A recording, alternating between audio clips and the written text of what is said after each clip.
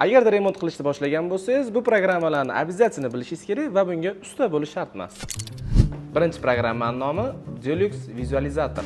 Bu programmaga kirishingiz bilan kamera bo'limiga o'tasiz va uyingiz devoriga kamerani qaratib, istalgan o'zingizga yoqqan rangni tanlaysiz va xonangizni xuddi shu rangda sizga ko'rsatadi. Endi tasavvur qilishga hojat yo'q. Ikkinchi programmamiz nomi bu Construction Works nomlanadi. Bu kalkulyator bilan siz uyingizga qancha mahsulot ketishini aniq bilib olsangiz bo'ladi. Endi ustalar sizni aldasholmaydi. Misol uchun uyingizga kraska qilmoqchisiz va xonangiz razmerlarini aniq kiritganingizdan keyin sizga qancha kraska ketishligini narxlari bilan aniq ko'rsatib beradi.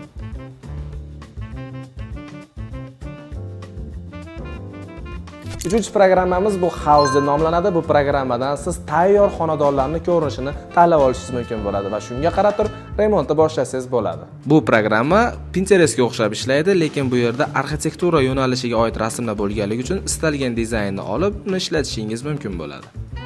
Bundan ham ko'proq ma'lumotlar uchun sahifamizga obuna bo'lib qo'ying. Bu videoni yo'qotib qo'ymaslik uchun saqlang tugmasini bosib qo'ying.